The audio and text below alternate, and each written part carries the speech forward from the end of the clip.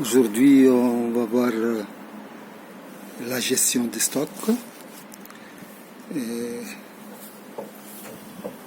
La gestion des stocks est nécessaire pour la comptabilité analytique, surtout les stocks qui rassemblent les différentes matières du produit à vendre ou à produire. Alors, disposer d'un stock permet la régularisation entre les livraisons et des utilisations qui se font suivant des rythmes différents. Gérer un stock, c'est faire en sorte qu'il soit apte à répondre aux demandes des articles stockés. Bien gérer un stock consiste à satisfaire cette exigence en tenant compte des objectifs d'ordre économique. L'utilité du stock.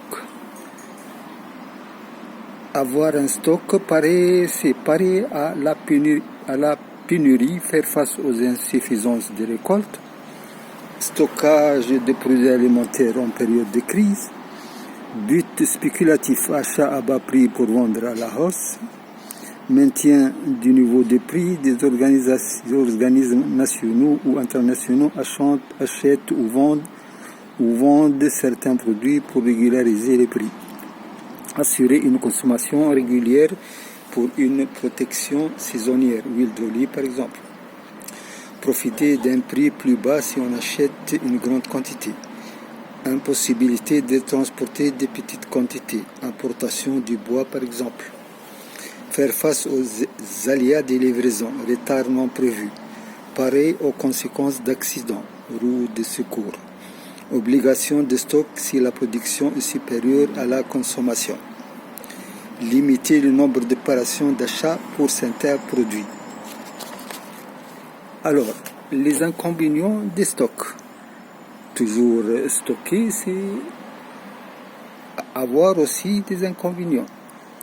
Surtout pour les produits à caractère périssable, produits alimentaires, médicaments.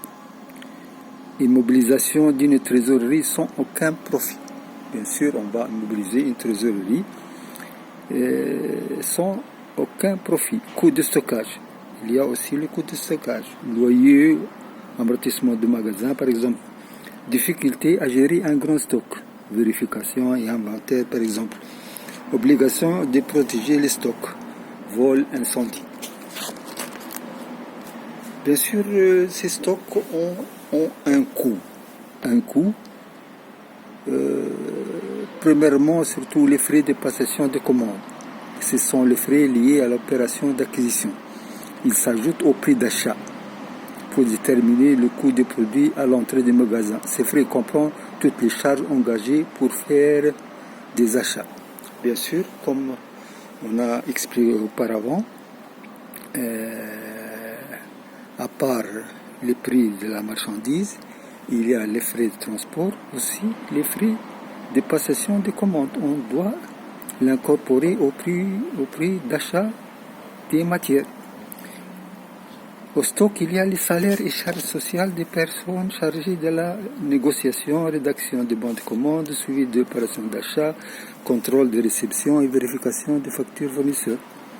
Bien sûr, ces salaires sont des frais supplémentaires sur la matière, sur nos achats. Salaires et charges sociales des personnes chargées de la comptabilisation des charges, des factures et suivi des règlements fournisseurs. Frais de fonctionnement de ces services, bureaux, eau, électricité, téléphone, fourniture, frais de déplacement des agents, frais de réception des articles achetés. Tous ces frais sont nécessaires pour le stockage et ce sont des frais supplémentaires qui s'ajoutent aux frais d'achat. Il y a aussi les frais de possession de stock. Ces frais se composent de deux types de charges financières et frais de magasinage. Les charges financières pèsent sur les sommes investies dans les stocks. Ce sont les intérêts des emprunts engagés pour financer les achats. Bien sûr, si on a eu un crédit pour acheter les matières de la production, les intérêts afférents se rapportent aux achats concernés. Les frais de magasinage sont constitués de coûts de fonctionnement des magasins, salaire, charges sociales. Bien sûr, le magasin, il y a des agents qui font la garde des magasins. Eau, électricité, entretien des locaux et des équipements. Bien sûr, il faut avoir l'entretien nécessaire de ces équipements qui nécessitent des dépenses annuelles. Amortissement au loyer de locaux. Amortissement des équipements. Primes d'assurance. Bien sûr aussi, on engage des primes d'assurance pour nos stocks. Éventuelles pertes, coûts de transfert, coûts d'obsolescence, vêtements, ordinateurs par exemple. Bien sûr, toutes ces matières ont une période, les achats, les sorties. Alors on doit avoir le niveau moyen de stock et la moyenne des quantités disponibles de l'article durant une période choisie et tenant compte des intervalles de temps de disponibilité de ces quantités.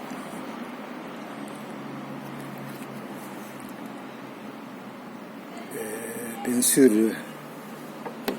on doit avoir une rotation en rapport avec la consommation annuelle du stock. Ce taux permet de mesurer l'efficacité de l'utilisation de stock. Alors, le taux de rotation de stock égale consommation annuelle sur stock moyen. Ce ratio peut être appliqué non seulement à un article déterminé, mais à un ensemble d'articles ou au stock tout entier. Dans le calcul s'effectue sur une variété d'articles. La consommation annuelle et le niveau moyen de stock sont déterminés en valeur. Il est possible également d'utiliser la notion de couverture moyenne du stock qui donne le nombre de mois de consommation moyenne pour le stock moyen. Couverture moyenne égale stock moyen sur consommation mensuelle. On a évidemment taux de rotation. Le taux de rotation calculé. Bien sûr, pour la valorisation des matières, on utilise le coût moyen pondéré. Le coût moyen pondéré égale valeur du stock initial plus valeur d'entrée sur stock initial plus entrée. C'est la valorisation des sorties pour la fabrication des produits. C'est-à-dire, on assiste à des achats pendant toute l'année. Pour faire le prix moyen pondéré, on a le stock initial du début de l'activité, plus valeur des entrées, la valeur des entrées des différentes périodes sur l'année. Sur le stock initial, plus entrée, on trouve le prix moyen pondéré de chaque article à utiliser pour le compter au calcul du prix du revient d'un article ou le coût d'achat d'un article bien déterminé. Et cette opération s'est faite automatiquement par des applications informatiques dédiées à ça. C'est fini aujourd'hui et espérons que nous aurons d'autres occasions pour expliquer davantage la gestion de stock.